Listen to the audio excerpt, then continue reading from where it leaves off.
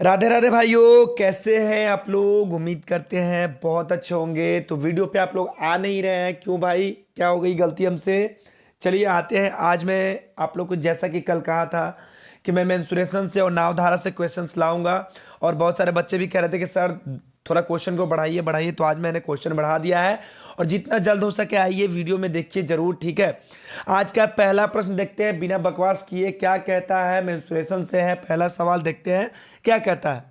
एक समद्विबाहु त्रिभुज की प्रत्येक भुजा 6 सेंटीमीटर है, तदनुसार उसका क्षेत्रफल कितना होगा। थोड़ा स्पीड में चलेंगे, आज कम समय में ही हम लोग को बनाना है, ठीक है। ज्यादा बकवास नहीं करना है।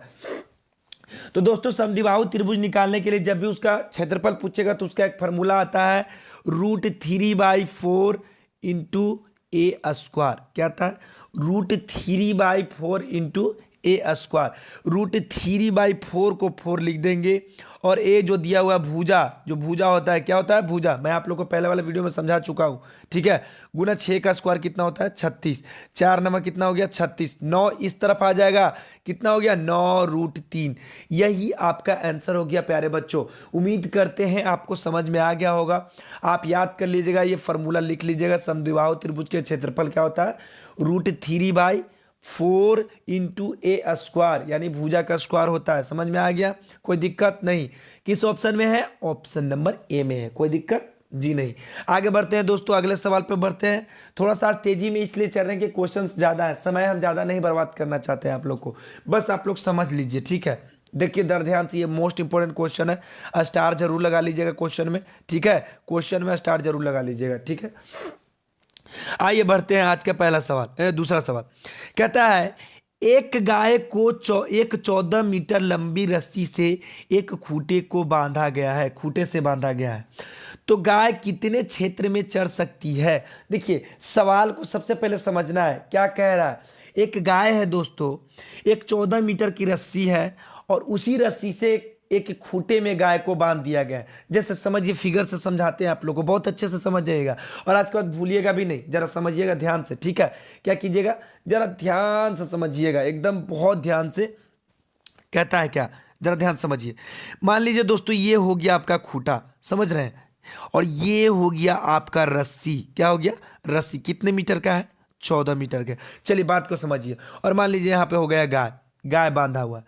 अब यही बताना है कि ये जो खुट्टा है, ये हो गया खुट्टा, और ये हो गया रस्सी, और इसी को कितने क्षेत्र में, ये वृत्ताकार, जब भी ये क्षेत्र क्या होगा, गोल गोल घूम के कितना चरेगा, इसी क्षेत्र को पूछ रहा है। ये जो टोटल क्षेत्र आपको एरिया दिख रहा है ना, ये वाला, इसी को पूछ रहा है कि यह कितना चर सकती है। तो ये क्या होगा, इसका क्षेत्रफल निकाल देंगे। किसका? इस वृत्ताकार का। किसका? इसका वृत्ताकार का, गाय का वृत्ताकार क्षेत्रफल, जो जिसमें वो घास चर रही है, जिस मैदान में वो घास चर रही है, वो इतना से ज्यादा नहीं जाएगा दोस्तों। एक चीज ध्यान रख लीजिएगा, ठीक है। क्योंकि यहाँ पे खूंटा है, यहाँ से यहाँ 14 मीटर का रस्सी है, जब भी घूमेगा तो वो वृत्ताकार ही घूमेगा। क्या होगा? वृत्ताकार ही घूमेगा। तो बताइए दोस्तों, वृत्त का क्षेत्रफल क्या होता है? आप लोग सभी को पता है सर, πr²। आर मतलब होता है त्रिज्या उसका, जो रस्सी का जो दिया हुआ है त्रिज्या, क्या होता है? त्रिज्या। पाई का मान कितना हो जाता है? 22/7 गुने r²। आर कितना है? 14। 14 का स्क्वायर कितना होता है? सभी लोग जानते हैं, 196। चलिए कटा लीजिए, 7 दूना 14, 7 8 56, 28 दूनी 56 के 6, 28 दूनी 56, 4 7 61, यानी कि कितना हुआ? 616। 616 वर्ग मीटर किस ऑप्शन में है? ऑप्शन नंबर डी में है। आपका ऑप्शन नंबर डी क्या होगा? बिल्कुल सही हो जाएगा। उम्मीद करते हैं प्यारे बच्चों आपको यह समझ में आ गया होगा, और कहीं से कोई तकलीफ होगी तो एक बार कमेंट बॉक्स में जरूर बताइएगा, ठीक है। अगला सवाल, ये भी बहुत ही जबरदस्त सवाल है। आपको इस सवाल को देखना है, बहुत ही मजेदार सवाल है, बहुत ही मजेदार। और इस प्रकार के सवाल में मैं बता रहा हूं, एक बात यहां पर समझ लीजिए, 99% बच्चे से ये सवाल नहीं बनेगा। चलिए देखिए कैसे हम बताते हैं। सवाल को सबसे पहले समझिएगा, क्या कह रहा है। कहता है, एक वर्गाकार मैदान के प्रत्येक किनारे को 100 पौधों के रोपण से रोपा जाना है। क्या करना है? 100 पौधे से रोपण जाना है। पूरे मैदान को रोपने के लिए कितने पौधों की आवश्यकता होगी? देखिए यहां पर समझिएगा, एक वर्गाकार मैदान है। देखिए वर्गाकार मैदान ऐसे होगा, यहां समझिएगा, ठीक है। यहां पे समझना है। और यहाँ पे क्या हो जाएगा, 100 यहाँ हो जाएगा, 100 यहाँ हो जाएगा, चारों तरफ 100 है ना, प्रत्येक किनारे पर 100 है यहाँ पे। तो सभी बच्चे कह देंगे कि सर 100, 200, 300, 400, 400 पौधा आंसर आ गया। ऑप्शन नंबर ए बिल्कुल आपका सही हो जाएगा। लेकिन हम यहाँ पर कर देंगे ये हो गया गलत। कहेंगे कैसे सर, कैसे गलत हुआ? बाबू हम बताते हैं कैसे गलती हुआ। कभी नहीं भूलिएगा, मिस्टेक भी कभी नहीं कीजिएगा। देखिए कैसे, समझिए सवाल को, समझिए क्या कीजिए, सवाल को समझना है पहले। चलिए एक उदाहरण ले लेते हैं। मान लीजिए ये वर्गाकार हो गया और प्रत्येक कोण में मानिए 4-4 पौधा है, 4 पौधा यहाँ, 4 पौधा यहाँ, 4 पौधा यहाँ, 4 पौधे हैं, ठीक है, हो गया। और प्रत्येक कोण पे हमको क्या लगाना है, 3-3 पौधा लगाना है। क्या लगाना है? 3-3 पौधा लगाना है प्रत्येक कोण पे। चलिए पहला वाला कोण पे 1 2 3 लग गया, दूसरा वाला कोण 1 2 3 लग गया। अब बताइए, अब यहां पे बताइए ये वाला जो कोण है, समझिएगा यहां पर, समझना थोड़ा सा, समझना यहीं पे, ये वाला जो कोण है इस पे सिर्फ एक ही पौधा है। क्योंकि इधर से गिनती कीजिएगा तो 3 इधर से हो जाएगा, इधर से गिनती कीजिएगा तो इधर भी 3 ही हो जाएगा।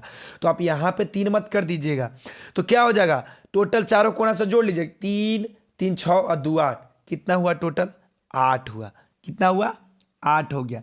तो कहे सर 3-3 पौधा लगाना है तो 3 चौका 12 होना चाहिए ना। तो ये नहीं, यहीं पर तो आपको एग्जाम्पल इसीलिए तो हम ले रहे हैं कि एक कोण पे एक ही रखा जाएगा और बाकी कोण पर 3-3 रखा जाता है। तभी तो इधर कोण से भी 3 हो गया, इधर कोण से भी 3, इधर कोण से भी, इधर से भी 4 कोण से 3-3 पौधा लग गया। चारों कोण पे हमारा 3-3 लगाना था, लग गया, लग गया। कितने टोटल हुए? 8। क्या हो गए? 8। अब बताइएगा इसी 8 टोटल कोण कितने? 4 4 8 4 12। इसी 12 में से हम 4 घटा लेंगे, आ जाएगा 8। क्या हो जाएगा? 8। यही आपका आंसर हो जाएगा दोस्तों। समझ में आ रहा है आपको? नहीं समझे? बात को समझ रहे हैं कि नहीं समझ रहे हैं? 8 ही हुआ। कितना हुआ? 8 ही हुआ। उसी प्रकार से यहाँ पे समझिए, अब जरा सा यहाँ समझना है। देखिए कैसे, यहाँ पे आप उम्मीद करते हैं समझ गए होंगे। उसी प्रकार से यहाँ पूछ रहा है चारों कोण पे हमारा कितना है, प्रत्येक पे 100 गो लगाना है। कितना? 100 लगाना है। कोण के गो है बाबू? 4 गो। टोटल कितना हुआ? 100 चौका 400। ऐसी 400 में सबका कर लीजिए, 4 घटा लीजिए, आपका कितना आ जाएगा? समझ रहे हैं? 396 आ जाएगा। कोई दिक्कत? कोई दिक्कत यहाँ पे नहीं समझे? 3 चौके 3 में 4 से उसमें गुना कर लेते जब एग्जाम्पल्स हम बता रहे थे, तो 3 चौके 12, अब 12 में से 8 घट के कितना हो गया? 4। टोटल हर कोण पे 4 कोण पे आ गया। समझ गए? बात को नहीं समझे? समझ गए होंगे, उम्मीद करते हैं दोस्तों आपको समझ में आ गया होगा। 8 ही हुआ, 12 में से 8 उसमें से घटा दिए थे, 8 हो गया। कितना हो गया था? 4 आ गया था। क्या आ गया था? उसमें से बस 4 घटा देना है, आपका पौधा निकल के आ जाएगा। कोई दिक्कत? इसी में से उसी प्रकार के 100 200 300 टोटल किनारे पर 400 पौधा है और 400 पौधे पर रोपा जाना है। उसमें से टोटल कितना हमको रोपने, कितने पौधे की आवश्यकता होगा दोस्तों? तो आप लोग कहिए सर 396। क्या करना है? चारों में से 4 घटा ला, एक एक कोण निकाल के चारों कोण को घटा लेना है, आपका आंसर निकल के आ जाएगा।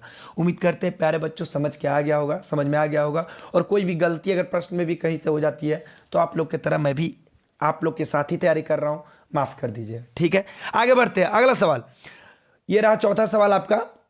बहुत ही मजेदार सवाल है और इस सवाल को जानते हैं बहुत ही इंपॉर्टेंट तरीका से हम आपको बताएंगे, जरा समझिएगा। क्या है?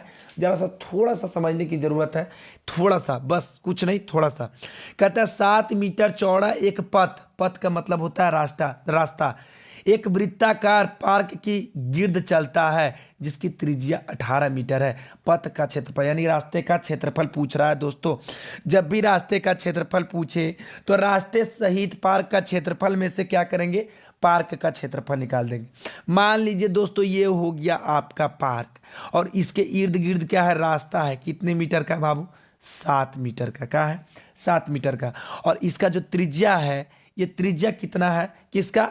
पथ का, पार्क का त्रिज्या कितना है दोस्तों? 18 है। इसी त्रिज्या को इस क्षेत्रफलवा से क्या कर देंगे? कुल त्रिज्या दोनों को जोड़ देंगे। क्या कर देंगे दोस्तों? एकदम शॉर्ट भाषा में समझिएगा। तो 18 + 6 कितना हो गया? 25। यानी कि दोनों का, रास्ता का और किसका? पार्क का, दोनों का क्या हो गया? क्षेत्रफल जोड़ के अब निकाल देंगे, क्या कर देंगे, रास्ते सहित जो पूरा टोटल रास्ता सहित के क्षेत्र सहित पार्क का क्षेत्रफल में से क्या कर देंगे, ये पार्क का क्षेत्रफल घटा देंगे। तो पार्क का क्षेत्रफल हमारा है 18 और रास्ता सहित पार्क का क्षेत्रफल हमारा कितना है, 25। तो बताइए दोस्तों, अब बताइए जो वृत्ताकार जो है, वृत्ताकार पार्क के क्षेत्रफल क्या हो जाएगा, वृत्ताकार वृत्त के क्षेत्रफल सबसे पहले निकाल दीजिए। रास्ते सहित पार्क का क्षेत्रफल होता है पाई आर स्क्वायर, यानी वृत्त का क्षेत्रफल होता है पाई आर स्क्वायर। अब बताइए दोस्तों, रास्ते सहित पार्क का क्षेत्रफल कितना है, ये हो गया रास्ता, ये देखिए 18 मीटर का और 7 मीटर का ये रास्ता, दोनों को जोड़ लिए, रास्ता सहित पार्क का क्षेत्रफल हो गया 18 और 7 कितना, 25, कितना हो गया, तो 25 हो गया। इसको ऐसे कर लीजिए, पाई इंटू क्या कर लेंगे, 25 का स्क्वायर कर लेंगे। आर मतलब 25 का, नहीं समझे, थोड़ा सा यहाँ पर खिचपिचा आ गया है जी। देखिए पाई आर स्क्वायर, आर क्या है, त्रिज्या है, कितना है, त्रिज्या। तो रास्ता सहित पार्क का क्षेत्रफल कितना हो गया, 25, कितना हुआ, ये देखिए 25, टोटल कितना है, रास्ता सहित पार्क का क्षेत्रफल हो गया 25, ये हो गया आपका 25 का स्क्वायर। अब कहता है कि पार्क का क्षेत्रफल, उसमें से क्या कर लेंगे, पार्क का क्षेत्रफल को घटा लेंगे, आपका आंसर आ जाएगा। थोड़ा सा टफ है लेकिन समझ लीजिएगा। तो बताइए पार्क का क्षेत्रफल कितना है, पहले पार्क का क्षेत्रफल था 18 मीटर, कितना है, 18 मीटर, तब पाई का मान कितना हो गया, आर स्क्वायर, त्रिज्या कितना हुआ, 18 का स्क्वायर। इसी में से आप क्या कर लीजिए, घटा लीजिए, इन दोनों में से आपका आंसर आ जाएगा। चलिए अब देखिए, थोड़ा सा इसको हम मिटा देते हैं, स्पेस कम है इसीलिए हम इसको मिटाना पड़ेगा, ठीक है, इसको हम मिटा देते हैं। चलिए देखिए कैसे बनेगा, चलिए पाई क्या हो जाएगा, पाई गुना 25 का स्क्वायर कितना हुआ, 625, क्या हो गया, 625।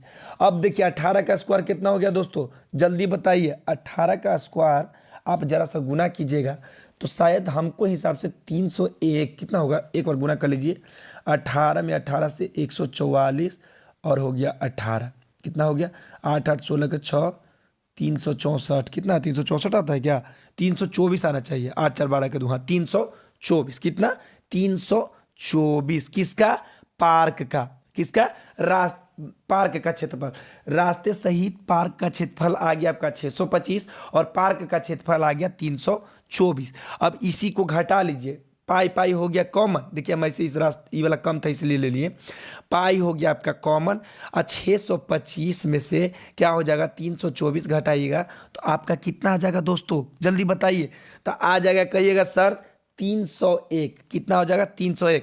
और ये जो पाई होता है, पाई का मान कितना होता है, कहिएगा सर 22/7, 22/7 को 301 से इसको क्या कर लीजिए, कटा लीजिए दोस्तों, 7 चौके 28, 7 चौका 28 हो गया, बच गया 3 2 7 21, कितना गया, 43, 43 आया ना, 43, और 43 में 22 से गुना कर दीजिए, कितना आ जाएगा, 43 दूनी 86 के 6 हाथ में 8, 43 6 55 90 90 4 94, यानी कि 946 मीटर स्क्वायर। उम्मीद करते हैं प्यारे बच्चों आपको समझ में आ गया होगा। इसमें थोड़ा सा टफ है लेकिन एक बार समझिएगा तो बार बार आपको बनाने की जरूरत नहीं पड़ेगी, कुछ नहीं करना है दोस्तों, एक बार और समझ लीजिए। इसमें इस प्रकार का सवाल जब भी रास्ते वाला पूछे तो क्या करना है, सबसे पहले रास्ता सहित और पार्क का क्षेत्रफल दोनों को क्या कर लेंगे, दोनों को घटा लेंगे आपस में और उसके बाद क्या कर लेंगे, उसका क्षेत्रफल निकाल के क्या कर देंगे, पाई का मान जो रहेगा उससे गुना कर लेंगे, भाग कर लेंगे, आपका आंसर निकल के आ जाएगा। समझ में आ गया, कोई दिक्कत परेशानी बिल्कुल नहीं होना चाहिए। चाहिए अब चलते हैं हम लोग नाव धारा की दुनिया में। कहाँ चलते हैं, नाव धारा की दुनिया में। ठीक है दोस्तों, उम्मीद करते हैं आपको वीडियो बड़ा ज़्यादा नहीं लग रहा होगा। ठीक है, आगे बढ़ते हैं। आज का थोड़ा सा बड़ा लगेगा, आप लोग मैनेज कर लीजिएगा। ठीक है, आइए आज का नाव धारा का पहला क्वेश्चन है, जरा ध्यान से देखिएगा। कहता है एक व्यक्ति धारा की दिशा में 11 किलोमीटर प्रति घंटे की गति से व धारा की विपरीत दिशा में 8 किलोमीटर प्रति घंटा की गति से नाव चला सकता है। तो धारा की गति, सबसे पहले धारा के बारे में जानकारी ले लेते हैं दोस्तों। ये देखिए, ये इस तरफ से धारा जा रहा है दोस्तों, अनुकूल दिशा में, मतलब कि अपने दिशा, धारा की दिशा में, और इस तरफ से आ रहा है। जब भी विपरीत दिशा और धारा दिशा, जब भी बीच में क्वेश्चन में दिया रहो तो हमेशा बीच में क्या हो जाता है, एक चीज याद रह जाए, वो घट जाता है, उसकी चाल क्या हो जाता है, घट जाता है, गति क्या हो जाती है, घट जाती है। एक चीज इसको ध्यान में जरूर लाइएगा। तो जब भी धारा की गति पूछेगा इसको याद कर लीजिएगा कि नाव जब धारा की दिशा में चलता है और फिर विपरीत दिशा में, धारा की दिशा में आता है विपरीत दिशा में, तो उसका क्या हो जाता है, चाल घट जाता है। क्या हो जाता है, घट जाता है। आप लोग समझ गए, उम्मीद करते हैं। चलिए तो अब बताइए दोस्तों, धारा की गति का फॉर्मूला क्या हो जाएगा। धारा की गति का फॉर्मूला हो जाएगा 1/2 इंटू धारा की दिशा में चाल माइनस धारा की विपरीत दिशा में चाल। अभी जस्ट बताएं क्या हो जाएगा, 1/2 गुणो धारा की दिशा में चाल, यानी दिशा में कितना है 11, कितना है 11, और उसके बाद विपरीत दिशा में कितना है 8। मैं बता दिया हूं कि जो दिशा में चलेगा धारा की दिशा में और विपरीत दिशा में आपस में क्या हो जाते हैं, घट जाते हैं, उसकी चाल क्या हो जाती है, घट जाती है। दोस्तों कोई दिक्कत बिल्कुल नहीं। चलिए आइए करते हैं। 1/2, 11 में से 8 गया, कितना हो गया 3, ऊपर हो गया 3/2, इसका मान आ जाएगा 1.5, कितना 3/2 के मान आ गया 1.5, कितना आ जाएगा 1.5 किलोमीटर प्रति घंटा। यानी नाव की चाल, धारा की गति कितना है, धारा की गति पूछ रहा है, धारा की गति कितना है 1.5 किलोमीटर प्रति घंटा। उम्मीद करते हैं आपको समझ में आ गया होगा। कभी भी कोई नाव धारा से पूछेगा और जब भी पूछेगा कि दिशा, धारा की दिशा और विपरीत दिशा, तो क्या होता है आपस में हमेशा उसकी चाल, जो धारा की गति क्या हो जाती है, घट जाती है। क्या हो जाती है, घट जाती है। दोस्तों क्या हो जाती है, नाव की चाल कम जाता है। चलिए उम्मीद करते हैं समझ में आ गया होगा। कोई दिक्कत है तो एक बार जरूर बता दीजिएगा कि हाँ सर यहाँ से हमको दिक्कत हो रही है, आप लोग जरूर बताइएगा। ठीक है, आइए अगला सवाल। ये भी सवाल बहुत ही बड़ी बेहतरीन सवाल है, जरा समझिएगा। एक नाव, समझिएगा प्यार से समझिएगा, कोई परेशानी हो तो बताइएगा जरूर, गलती हो जाए तो माफ कर दीजिएगा। एक नाव धारा के अनुकूल, अनुकूल मतलब होता है धारा की दिशा में, ठीक है, 16 किलोमीटर की दूरी कितना में कर रहा है, 4 घंटे में। यानी कि कितना है, 16 किलोमीटर की दूरी कितना में कर रहा है, 4 घंटे में तय करती है। तथा धारा के प्रतिकूल, प्रतिकूल का मतलब होता है उसका बिल्कुल विपरीत, क्या होता है, विपरीत 12 किलोमीटर की दूरी 6 घंटे में तय करती है। तो बताइए शांत जल में नाव की गति किलोमीटर प्रति घंटे में क्या होगा। बात को यहीं पे समझना है। जब भी शांत जल पूछे, इसके लिए हम आपको याद करवा देंगे, क्वेश्चंस को ही याद करवा देंगे। सबसे पहले यहां देखते हैं, धारा के अनुकूल कितना है, 16 किलोमीटर गति से चल रहा है। चाल क्या है, दूरी कितना है 16 किलोमीटर, माफ कीजिएगा 16 किलोमीटर आपका दूरी हो गया। क्या हो गया, 16 किलोमीटर आपका दूरी हो गया। और कितना है, 4 घंटे में, समय कितना लग रहा है, 4 घंटा, समय 4 घंटा। तो क्या निकल जाएगा हमको, चाल बराबर होता है दूरी बटा समय। कटा लीजिए, 4 चौके 16, चाल उसको कितना लग रहा है, कितना लग रहा है 4 किलोमीटर प्रति घंटा, उसको कितना करने में, दूरी तय करने में। चलिए अगला को निकाल दीजिए। अब ये तो हो गया धारा की दिशा, क्या हो गया, ये हो गया धारा की दिशा में, नोट जरूर करिएगा दोस्तों, ठीक है। अब हो गया धारा के विपरीत यानी प्रतिकूल में, क्या कर देंगे, उसी का चाल निकाल देंगे। दूरी पता है, समय पता है, तो क्या हो जाएगा, दूरी बटा समय, यानी कि 6/12, 12/6, 6 दूनी 12, यानी 2 किलोमीटर पर आवर उसको विपरीत दिशा में लग रहा है। कितना लग रहा है, विपरीत दिशा में लग रहा है। इतना आप लोग को उम्मीद करते हैं समझ में आ गया होगा। तो ठीक है दोस्तों, अब कह रहा है क्या, शांत जल में, इसको एकदम मेन टॉपिक है, यहीं पे याद कीजिएगा।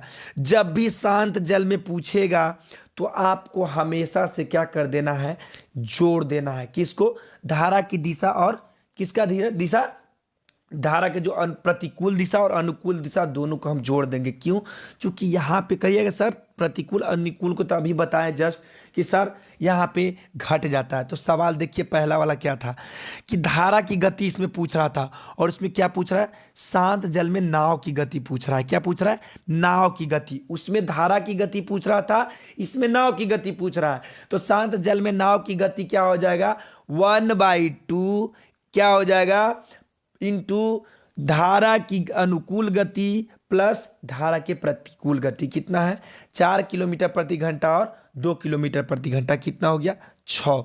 तो द्वितीय 6 काट लीजिए, जगह कम है, आ गया कितना 3 किलोमीटर प्रति घंटा। बताइए किस ऑप्शन में है, ऑप्शन नंबर सी आपका बिल्कुल सही हो जाएगा। उम्मीद करते हैं आपको धारा नाव से इस प्रकार का सवाल पूछेगा, आप जरूर बना लीजिएगा। समय थोड़ा सा ज़्यादा लगेगा, प्रत्येक दिन के वीडियो के थोड़ा सा ज़्यादा लगेगा। ठीक है, चलिए ये सवाल पढ़िए, ये भी मोस्ट इंपॉर्टेंट सवाल है, आपको एग्जाम में पूछा जाने वाला सवाल है, जरा ध्यान से पूछिएगा और इसको मैं एक लाइन में बताऊंगा, इसमें कुछ नहीं करना है, बस 10 सेकंड लगेगा टाइम बस। अगर एक नाव 30 किलोमीटर प्रति घंटे की गति से एक निश्चित दूरी तय कर जाती है, दूरी तक जाती है और उसी दूरी को 20 किलोमीटर प्रति घंटे की गति से वापस तय करती है, यानी कि जाने में 30 किलोमीटर घंटा और आने में 20 किलोमीटर प्रति घंटा, तो कुल यात्रा के लिए औसत गति, जब भी औसत गति पूछे तो मैं पिछले चैप्टर में पिछले क्वेश्चंस में एक बार वीडियो देखिएगा मैथ के, मैं बताया हूं औसत गति बराबर क्या होता है 2xy बटा x प्लस वाई। क्या होता है 2xy बटा x प्लस वाई। 2 गुने x का मतलब 30 और y का मतलब 20, यानी 2 गुने 30 गुना 20 बटा के जोड़ दीजिए 30 20 50, 1 0 से 1 0, 5 6 के 30, 6 दूनी 12 और 12 दूनी 24 किलोमीटर प्रति घंटा। बताइए किस ऑप्शन में है, ऑप्शन नंबर सी में है। तो कुल यात्रा में औसत गति कितना लगा बताइए 24 किलोमीटर प्रति घंटा। बताइए कोई दिक्कत नहीं होना चाहिए। चलिए अगला सवाल, ये भी बहुत जबरदस्त सवाल है, बहुत मोस्ट इंपॉर्टेंट सवाल है, मजा आएगा, देखिएगा जरा सा ध्यान से। ये भी एक लाइन का क्वेश्चन है, कुछ नहीं, बस जस्ट पिछले वाला क्वेश्चन है। एक व्यक्ति 6 किलोमीटर प्रति घंटा के डाउन स्ट्रीम जिस दिशा में जा रहा है और 2 किलोमीटर प्रति घंटा पर अप स्ट्रीम, मतलब कि वो वापस आ रहा है, यानी कि विपरीत दिशा में तैर सकता है। स्थिर जल में उसकी गति बताइए। स्थिर जल में हम क्या बोले थे कि उसका जुट जाता है। क्या स्थिर जल यानी शांत जल, शांत जल में क्या हो जाता है, दोनों जुट जाता है, डाउन स्ट्रीम और अप स्ट्रीम दोनों जोड़ दीजिए तो x प्लस वाई बाई 2 सीधा कर लीजिए, 6 प्लस 2 बटा कितना हो जाएगा 2, 8 बटा 2, 2 चौके 8, 4 किलोमीटर प्रति घंटा। बताइए इस क्वेश्चन को भी बनाने की जरूरत है, देखते ही आंसर देना है, ऑप्शन नंबर ए आपका आंसर सही हो जाएगा। उम्मीद करते हैं प्यारे बच्चों आपको समझ में आ गया होगा, और जहां से कोई भी तकलीफ होगा तो एक बार जरूर बताइएगा। कहिएगा सर मेंस्ट्रुएशन के बहुत इजी सवाल बताए हैं। बाबू हम जब भी इस पे फ़ोन पे ज़्यादा देर तक बताने में फ़ोन बहुत हीट हो जाता है, इसीलिए थोड़ी सी मजबूरी को आप लोग समझिए। अगर हम डिजिटल बोर्ड पे रहते तो आपको एकदम दिमाग में सेट कर देते, बिल्कुल कितना भी क्यों ना कमजोर स्टूडेंट हो उसको सेट कर ही देते। चलिए अगला सवाल पढ़ते हैं। अगला सवाल क्या कहता है, जरा ध्यान से पढ़िएगा। कहता है यदि स्थिर जल में नौका की गति, यहां समझिए ये मोस्ट इंपॉर्टेंट, इसको स्टार जरूर लगाइएगा, इसको स्टार जरूर लगाइएगा। यदि स्थिर जल में नौका की गति 20 किलोमीटर प्रति घंटा है और धारा की गति 5 किलोमीटर है। देखिए स्थिर गति और नौका की गति दोनों को हम क्या कर लेंगे, अभी जस्ट बताए हैं, क्या कर लेंगे, जोड़ लेंगे। क्या कर लेंगे, जोड़ लेंगे। चूंकि दोनों एक ही दिशा के हैं, नौका की गति 20 किलोमीटर प्रति घंटा है और धारा की गति कितना है 5 किलोमीटर प्रति घंटा है, तो क्या कर लेंगे, दोनों एक ही दिशा में जा रही है। मान लीजिए दोनों एक ही दिशा में जा रही है, तो क्या कर लेंगे, दोनों को हम जोड़ लेंगे, कितना हो गया 25 किलोमीटर प्रति घंटा। आपका चाल पता लग गया। अब बताइए 100 किलोमीटर की यानी दूरी कितना हुआ 100, चाल कितना हो गया 25 किलोमीटर की रफ्तार से जा रहा है, तो समय हमको कितना लग जाएगा, समय बराबर होता है दूरी बटा चाल, तो 25 चौके 100 कटा लीजिए, कितना समय लग जाएगा 4 घंटा। किस ऑप्शन में है, ऑप्शन नंबर सी में है। उम्मीद करते हैं प्यारे बच्चों आपको समझ में आ गया होगा, और जितने भी हमारे स्टूडेंट्स हैं अगर वीडियो अच्छा लगता है तो वीडियो को जरूर आप लाइक कर दीजिएगा। थोड़ा सा वीडियो बड़ा हो जाएगा, उसके लिए घबराना नहीं है, आप जरूर से जरूर पूरा वीडियो को देखिएगा, सभी क्वेश्चन मोस्ट इंपॉर्टेंट क्वेश्चन है। चलिए अगला सवाल पढ़ते हैं। आज का होमवर्क जो पिछले पार्ट में मैं बता चुका हूं, रेल का ट्रेन संबंधित क्वेश्चन आप लोगों को बताया है ना, तो जरूर इसको एकदम 1 सेकेंड में बनने वाला क्वेश्चन है। तो उम्मीद करते हैं प्यारे दोस्त आपको अगर समझ में आया है तो इसको जरूर आप एक बार देखिएगा, वीडियो को अच्छा लगेगा, और जो भी गलतियां हुई है एक बार कमेंट में बताइएगा सर यहाँ पे आपकी गलतियां हैं। मैं सभी का कमेंट का रिप्लाई भी करता हूं और देखता भी हूं। तो आज के लिए इतना ही दोस्तों, कल फिर मिलते हैं। वीडियो ज़्यादा बड़ा हो रहा है, फ़ोन ज़्यादा हीट हो रहा है, तो आज के लिए इतना ही। कल फिर नए एपिसोड में कुछ नया चीज़ लेकर आएंगे। जय हिंद, राधे राधे।